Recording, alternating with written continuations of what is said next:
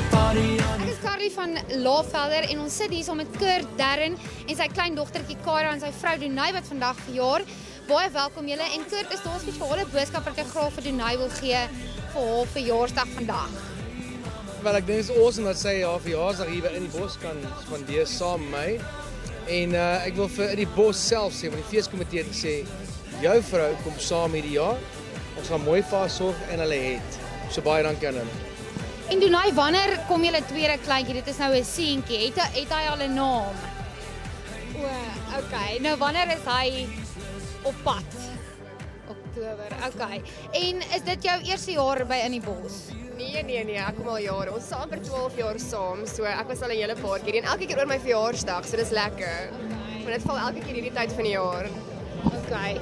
En Kurt, die tema hierdie jaar is droom groot. Wat is jou droom hierdie jaar? My droom hierdie jaar is om te sing solank as wat ek kan. Ek sal baie jare in die bedryf, maar dit stop my nie. Ek voel nog vars, ek voel energie. En om die regte naam te kies vir my seun.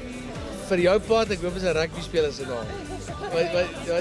Jy het gevra, gaan dit 'n rugby speler wees, so ek weet nie. Solank ek kom net nie op te date nie, ek joke net.